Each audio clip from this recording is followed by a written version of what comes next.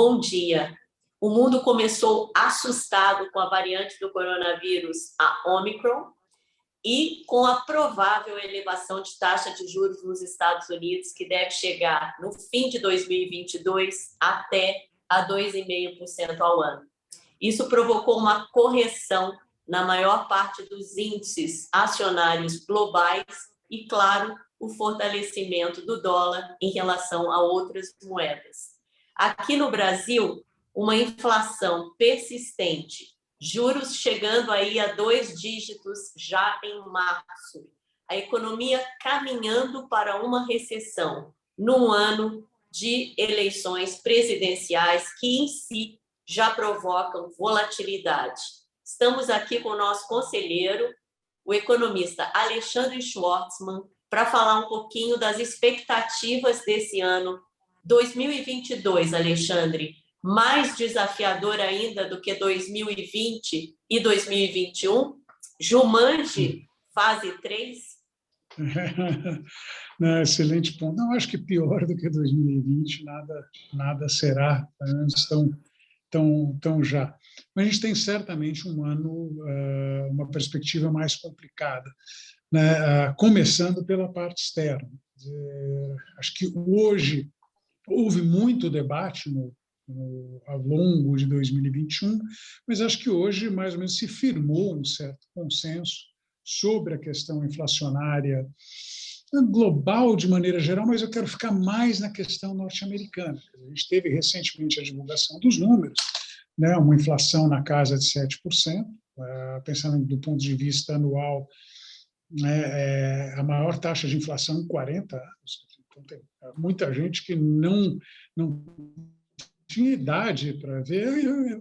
Felizmente, eu tive idade para ver isso, não tem nenhum problema. Mas de fato, a primeira, uma inflação mais alta em 40 anos. E quando a gente vai para as entranhas desses números, toda a sugestão, tudo que vem daquilo, é de que não se trata de um fenômeno transitório. Seria um fenômeno transitório se fosse uma coisa concentrada em poucos produtos, se fosse alguma coisa que não sensibilizasse as chamadas medidas de núcleo de inflação. Agora a gente olha ali, bom, primeiro, ele obviamente tem muito a ver com comida e com energia, tem, mas mesmo tirando comida e energia, a gente está vendo a inflação subindo.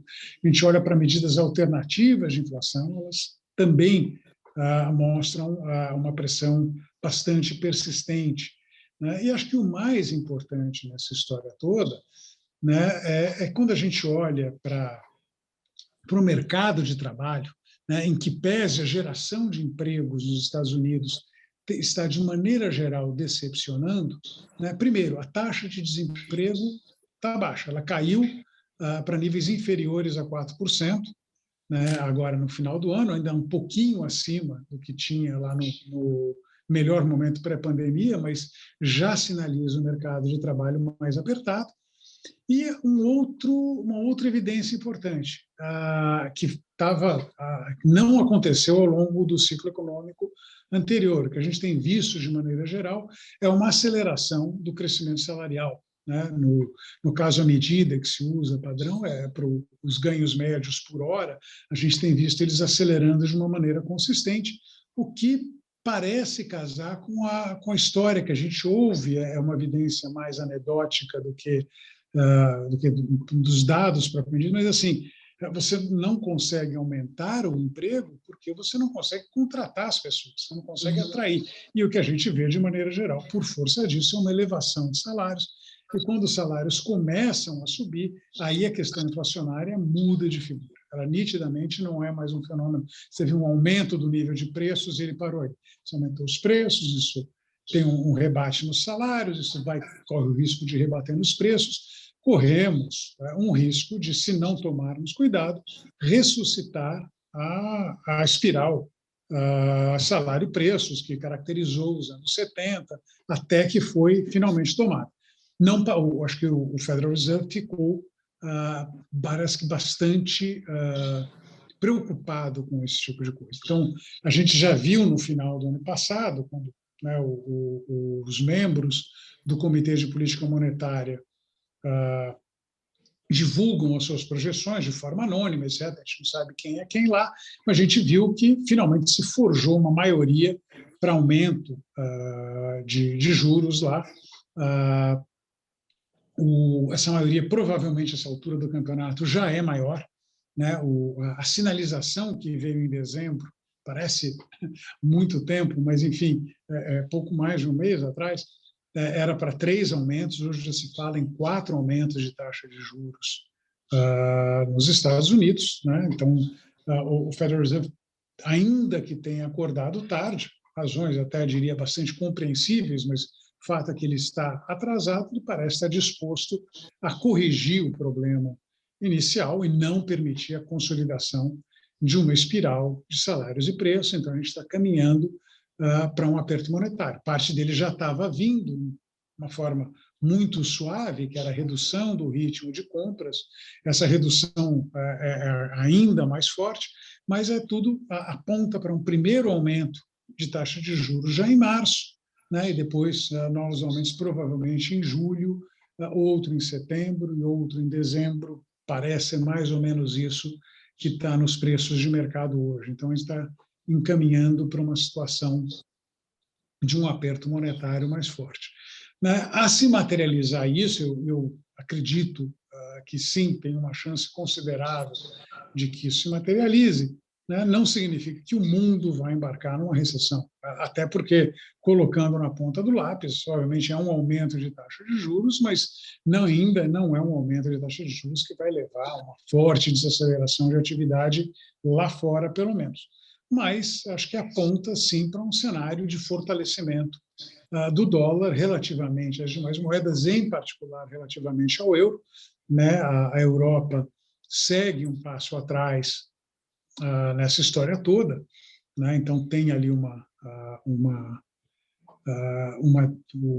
aumento de juros nos Estados Unidos relativamente à Europa, deve levar a um fortalecimento do dólar. Obviamente, tem um coringa nessa história, quem falar que sabe a resposta ou está mentindo ou não faz ideia do que está falando, que é exatamente a questão da própria Ômicron. A gente tem visto um aumento acentuado do número de casos, né? É uma variante aparentemente muito mais transmissível do que a Delta, que foi a prevalente ao longo de 2010, mas, ao mesmo tempo, pega, pelo menos em boa parte do mundo, não no mundo todo, infelizmente, uma população já mais imunizada. O Brasil, nesse aspecto, até bonito, a gente está perto de 70% de população imunizada, a Europa ficou para trás. Quer dizer, o movimento anti-vacina tem mais força lá fora, sempre teve, curiosamente, isso aqui é um parênteses, mas curiosamente era um fenômeno tipicamente associado à esquerdista,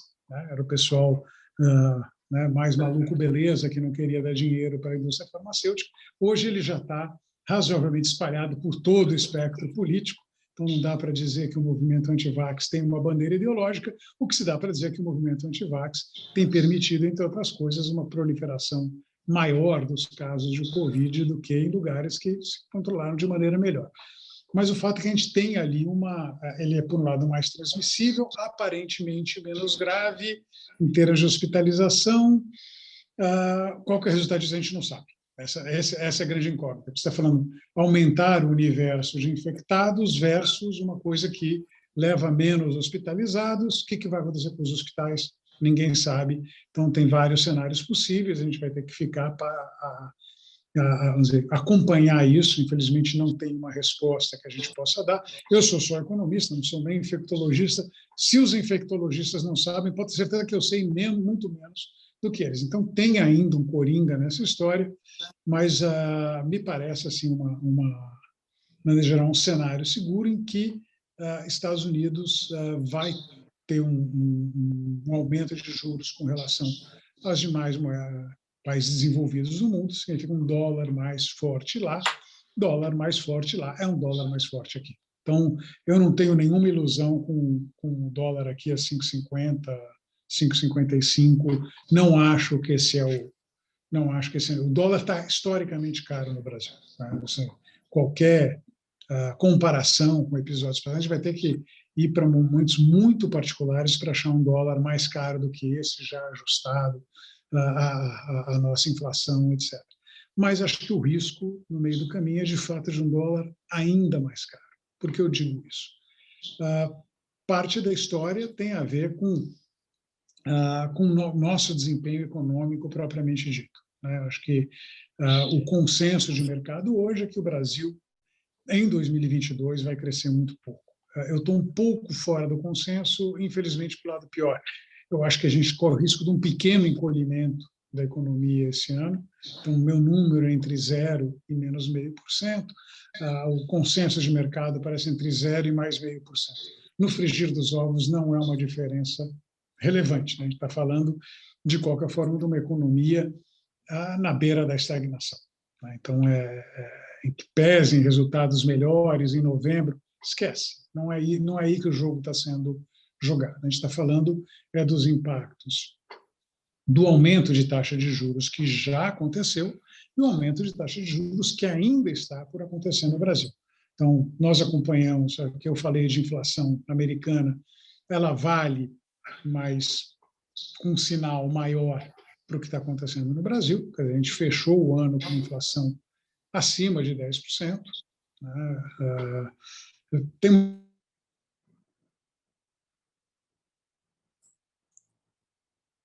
mágica nisso de ficar nos giros, a inflação de 22 vai cair. Ela provavelmente não vai ficar na meta, mas ela vai cair com relação à inflação que a gente observou em 2021. O problema é que essa inflação não cai por gravidade. A inflação, como eu estive dizendo, ela cai porque tem alguém fazendo força no sentido contrário. Ou, no caso do Brasil, quem está fazendo força no sentido contrário é o Banco Central, porque o Tesouro Nacional continua fazendo força no sentido de subir a inflação, né? Mas o Banco Central, então, veio nesse processo de aumento de taxa de juros, né? A sinalização é mais ou menos conhecida, quer dizer, um outro aumento de 1,5 ponto percentual da taxa de juros na reunião de março já foi telegrafado, provavelmente será alguma coisa nessa magnitude, né? E minha desconfiança é que a gente vai ter que seguir um pouco mais. Então, ainda ao longo desse primeiro trimestre, a gente vai ver novos aumentos, a gente vai terminar com esse ciclo de aperto monetário com a Selic na casa de 12%. Se tiver sorte, é 11,75%, se tiver azar, é 12,25%, mas é por ali, mais ou menos, que a coisa vai acontecendo. E uma taxa dessas, ela é bastante contracionista, né, no Brasil. E significa, né, a gente está falando de uma inflação esperada na casa de 5%, uma taxa de juros na casa de 12%, grosso modo, uma taxa de juros real na casa de 6,5%, 7%. É uma taxa bastante contracionista, a gente já começa a ter um encarecimento do crédito, etc., já começa a bater. Então, o sinal todo é que demanda de consumo, demanda de investimento. Então, parte do nosso mau desempenho, que também bate na moeda, está ligado a isso. E, obviamente, a gente não pode deixar de falar, temos uma questão política, eu sei que eu falo toda vez disso, mas não dá para ignorar. A gente continua com um cenário político complicado. Quer dizer, todas as esperanças de que aparecesse alguma alternativa viável ainda na eleição, elas seguem sendo isso, esperanças. A gente não tem nenhuma evidência muito mais sólida de que o clima de polarização hoje existente ele vai mudar em qualquer momento até a eleição de outubro. Obviamente tem muita água para passar debaixo da ponte, mas assim, o que a gente tem visto nas pesquisas eleitorais, predomínio do ex-presidente Lula, assim, se for ler a pesquisa ali ao pé da letra, corremos inclusive o risco de levar em primeiro turno. Isso eu já acho mais difícil, não é impossível, mas eu acho mais difícil, mas o fato é que, de uma forma, a gente olha para alternativas, né, de segundo turno, que eu, assim, acho que do ponto de vista econômico, são ambas igualmente muito ruins, né? Seja uma continuidade da atual política econômica, que eu acho desastrosa, acho que tem uma retórica que enfim, se aproxima de coisas que eu acredito, mas a prática é muito diferente. E é só observar, por exemplo, o que aconteceu no episódio de aumento salarial para a Polícia Federal, que ameaça virar aumento salarial para o Banco Central, ameaça virar aumento salarial para a Receita Federal, enfim, um quadro de desarranjo fiscal, né? O ano passado a gente foi beneficiado pela inflação, esse ano acho que não vai ser a mesma coisa, pelo contrário, a gente vai pagar a conta da inflação, porque isso 10% de inflação vai reajustar salário mínimo, vai reajustar uma série de coisas, né, com impacto fiscal. E, em particular, no campo do ex-presidente Lula, assim, em que ainda há quem queira acreditar numa moderação e pragmatismo vai prevalecer, porque não tem alternativa, não tem até alternativa até o momento em que a gente vê que existe uma alternativa. Não que seja uma alternativa boa, é uma alternativa ruim. Agora, precisa ver se as pessoas que estão lá concordam que é uma alternativa ruim. Né? Se elas concordarem, maravilha, elas podem achar que é uma alternativa boa. Não a torna uma alternativa boa, mas pode ser que acabe sendo adotada da mesma forma. E o que a gente vê assim, é revogação de reforma trabalhista, revogação de teto de gastos. Quer dizer, eu não coloco minhas fichas no pragmatismo e moderação dessa turma, acho que pelo contrário. Né? Acho que a questão do um tanto de vingança, acho que tem uma convicção ali de que vamos tentar uma coisa diferente da que foi tentada nesses últimos anos, né? Mesmo que essa coisa não tenha sido de fato tentada. Então, eu acho que isso daí é uma receita para a turbulência política com pesos exatamente no dólar. Então, assim, tudo para concluir que eu ainda vejo, né, um dólar de 5,50, 5,60, por mais caro que ele seja, ele pode, em retrospecto, parecer um negócio barato quando a gente chegar no fim de 2023. Né? Então, por aqui eu encerro para dar tempo da gente ainda conversar um pouquinho sobre os muitos assuntos que eu deixei de fora. Ótimo. Eu tenho uma pergunta para você. Talvez tenha me falhado, mas qual é a expectativa de inflação para 2022? Você disse, eu escutei apenas que ela deve ficar dentro da meta, mas talvez no teto da meta. O que seria Olha, isso em números? O consenso de mercado está com uma inflação em torno de 5%. Tá? Eu estou um pouco acima disso. Mas o limite do teto da meta é 5%. Ou seja, então a gente está falando que o consenso é desobrigar o Roberto de escrever uma carta no ano que vem. Lembrando que será ele a escrever uma carta, independentemente de quem seja eleito, se de fato o Banco Central sobreviver, a independência do Banco Central sobreviver. Como independente. Então, enfim, e aí isso acaba me remetendo, Alexandre, isso acaba me remetendo aos 2 últimos anos de governo Dilma, em que a gente teve uma taxa de juros elevadíssima, próxima aí desses 12% ao ano, uma inflação alta, mas que o que aconteceu com os papéis, principalmente as NTN-Bs, e eu estou falando isso porque veio uma festa da uva nos últimos 2 anos, de comprar papéis lastreados em IPCA, sem ter a disciplina que nós aqui temos na casa de buscar taxas de IPCA mais 5, mais 5,5. Talvez essa disciplina tenha vindo da lição que nós tomamos no governo Dilma em relação à taxa de juros. Eu estou vendo que isso vai se replicar agora em 2022, porque você tem aí papéis no mercado com muito ágio, pagando inflação mais 3, inflação mais 3,5, e se você está falando em juros de 12 e inflação de 5, nós estamos dizendo aí que vamos ficar pelo menos uns 4% abaixo da taxa de juros básica da economia. É por isso que aqui na casa já faz um bom tempo que a gente tem falado que renda fixa é renda fixa CDI+, é navegar no almoço de graça, que é quando os juros começam a aumentar e, aparentemente, a inflação fica sob controle, porque aí teremos juros reais de volta, gordos, que justificam a gente estar no risco Brasil. Fora isso, é claro, a gente sempre atuou lá fora, sempre recomendou uma alocação em dólar, não é de agora, continuamos com o Alexandre achando que nada que esteja caro não pode ficar mais caro ainda, como o dólar aqui, mas agora nós vamos ouvir o nosso CIO, o nosso gestor, Ricardo Vélez, que vai falar um pouquinho dessas estratégias e dos fundos da casa, que eu repito, são apenas réplicas das carteiras administradas que os grandes clientes têm. Ricardo. Bom dia Magda, bom dia, Alex. Bom estar com vocês aqui.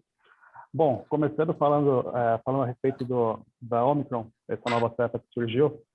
Bom, quando a gente teve novos indícios sobre a cepa, a gente foi muito cauteloso em perceber que, bom, como da mesma forma que começou afetando bastante o mercado, o surgimento da Omicron a gente foi bem cauteloso, reduziu as posições de risco, inclusive operando vendido algumas vezes em bolsa e aumentando a nossa posição em pós-fixado.